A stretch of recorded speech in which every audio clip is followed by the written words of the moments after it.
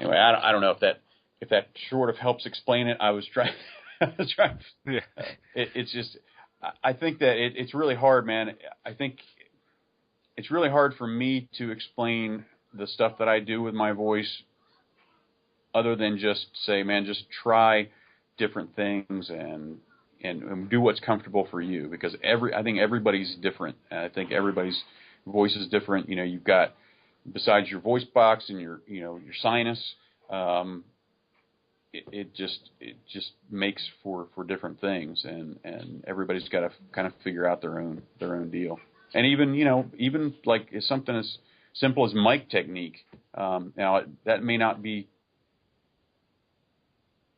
studio, but you kind of do. Like if you know that your voice is better in a certain, if you know your voice is better in a certain part, where you need the volume cranked a little bit more on the mic, then crank the mic.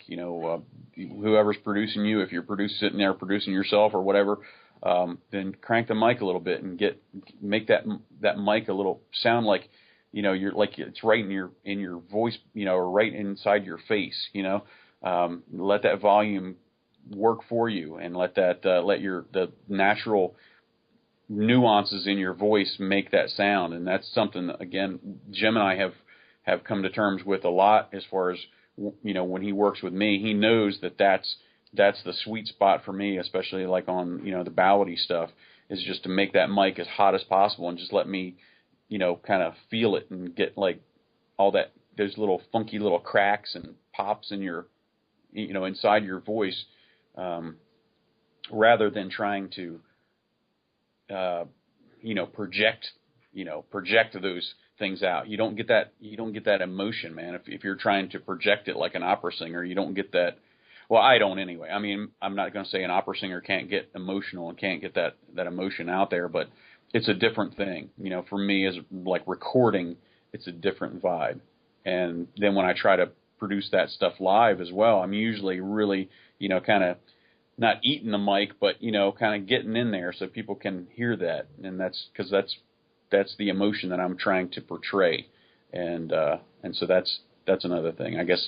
Just use the mic to your advantage, for sure. For a recording artist or somebody that's using amplification in a live setting, utilize that mic and let that mic do a lot of things for you. And I think people respond to it.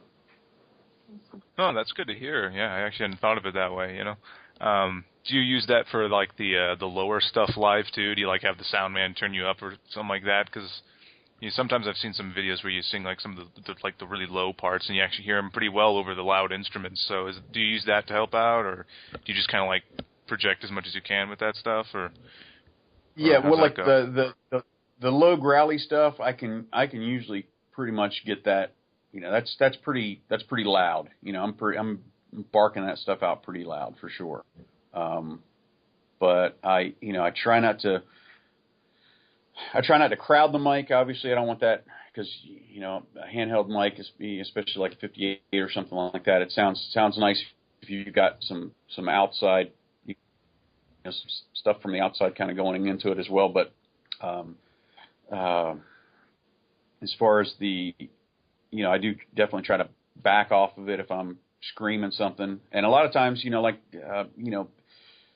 for instance, if I'm trying to do something in the realm of like when I was doing some of the stuff that Ripper did, for Iced Earth, that kind of stuff. I mean, he's obviously got a different voice than I do altogether. And I know how he attacks things live and how I do. And a lot of times I'm trying to not mimic him, but I'm trying to do the songs that he recorded, justice as far as where I am and where he is. So though we may approach it differently as far as the way we deliver things live, like I'm sure Tim's a lot more comfortable in those ranges that he's in. He's definitely more on the tenor area than I am. So when I'm belting stuff out, I mean, I really have to belt it, whereas he might be able to hold that mic in a little closer and just make those certain notes right here where I've got to like just full on belt it out. So I don't know, man. It's just different stuff. It is part of the process too.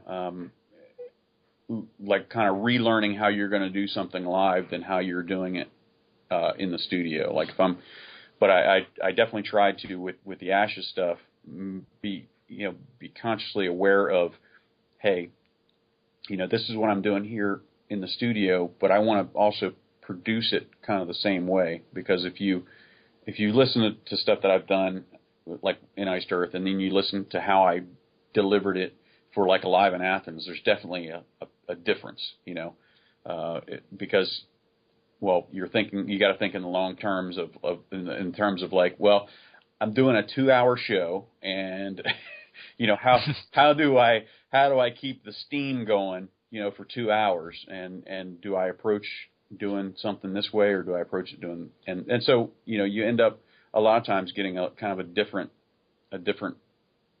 vibe, or you definitely are singing it differently than you did in the studio, because, in the studio, hey man, you can do a line and then rest, and then do another line and then rest, and, whereas when you're doing it live, it's all live, man, and you gotta bring it, and you gotta do it for 2 hours or whatever. Then that's certainly the way that you gotta look at it. And when I was doing the stuff for Ashes, I was really thinking of, hey man, that's why a lot of the stuff is approached kind of a different angle, and I put a little bit more, I guess, more of that, hey, I'm doing it live kind of beef under there, instead of like some of the stuff where I could have done, I could have delivered this a little cleaner. Do I want to deliver it cleaner, or do I want to go ahead and do it like I'm going to do it live? And which a lot of times ends up being a little bit more gruff, because I'm really punching it out there. But maybe people don't hear it as much as I know that I'm doing it differently, but I don't know. I mean, the good part about it, I guess, is that, most of the people that listen to Alive in Athens go, man, I really like that. I like the way you delivered that, better than you did on the record, on the studio record. And I'm like, well, that's cool, because, I'm kind of delivering it a little different way. But it was based on the fact that, hey man, I'm doing these live shows, and we got to crank this stuff out. And, and you got to know your limitations, and you got to know whether or not your voice is just going to stop working because you worked it in this area for too much, and you didn't. And that's another thing as well. Kind of, I guess when approaching writing, kind of think about where you are. Are you going to be in this particular range in your voice the entire time? Because chances are that sucker's just going to stop working after a while. And that's the way it is with me. If I'm working in this area of my voice for too long, it'll just no, you're done. You've worn out your welcome here. So I do try to think about that as well. Well, hey man, if I can do some heavy stuff here, and then do some kind of lighter stuff here, and do this higher stuff here, and it's weird, but that's the way I look at it. Like, I got to spread the work around, and it seems to work for me. It may not be for everybody else, but I guess it just depends on, your voice and how it works for you. Yeah, and that touches upon kind of one of the things about your singing, and that's always kind of not confused me, but I've always like, how does he do that? The most is the sort of some of those tracks that you really, that are almost like really relentless, kind of like Wolf or Dracula, where it's like, really, it's both high most of the time, but it's also kind of in that spot where if you went a bit lower, it would be more in like a chest voice, I guess, or something like that, Right. And it's like, that's when I try to sing along with it, like I feel like I'm doing pretty good for a bit, and then like halfway through, like just by the end of the song, my voice is really hoarse, and I'm like, oh, like, 'cause I have the range to hit those notes, but not like just hammer at them like that, like you do on some of those tunes. Again, that's another version of a guitar player rating a vocal part. I mean, those like Wolf, that's John, Yeah. And you got to say that, man. You got to, when you're in the studio, it's all good, man, because you can hit the line and go back and then hit the next line, and you don't realize it until you're cranking that song out live, man. How absolutely difficult it is, and and as I think John, because he's not, yes, he has done some vocals, but he's not a vocalist. You know what I mean? So he doesn't have that. He doesn't really consider that in the big realm of things. Whereas now, that's all I do is consider. Hey, can I pull this off live? And can I do it really well and do it solid? And I think I did pretty well back then. Could I do those now? Could I crank out Wolf or whatever? Any other of those songs that you're thinking of? Off the top of your head, like where he's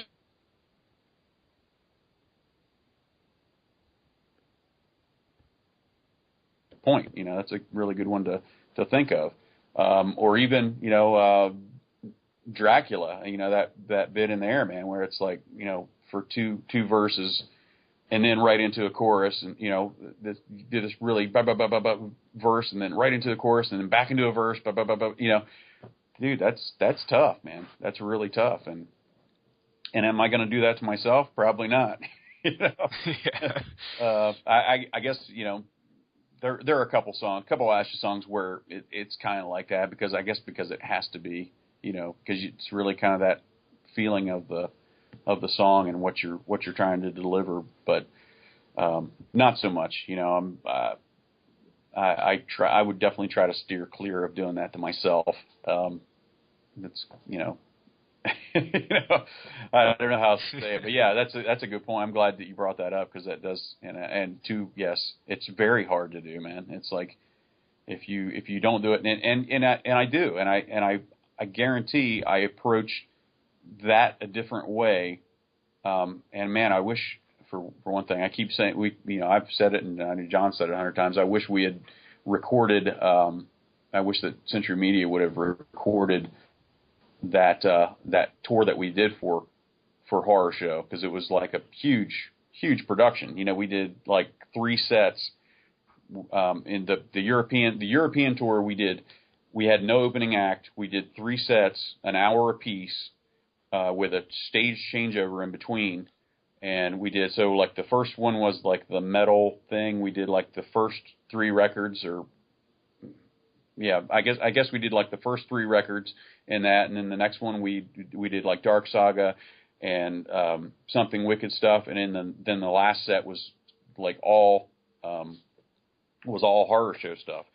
So it was like, after doing 2 sets of this and then going right in, hitting Wolf, man, that was like brutal. So you gotta consider that, and I guarantee I approached that song differently live than I did.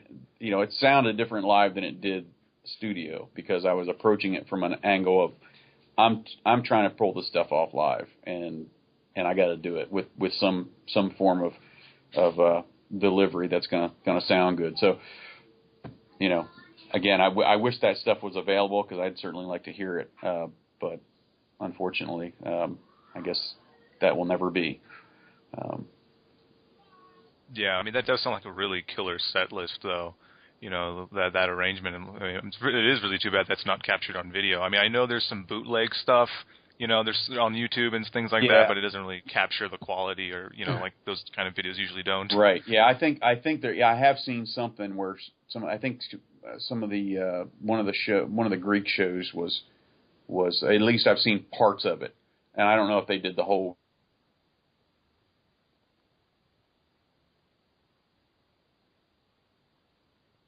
Somehow to do something, that would be great. But yeah, man, it's sad, because that was a really big thing. I mean, I think for any band to do that, it was a big undertaking, and I think we did fairly well. So, yeah, I think so.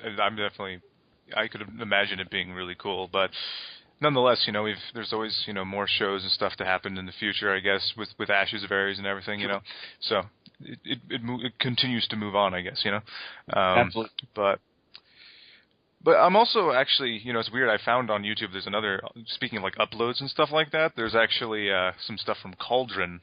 Your very first band, and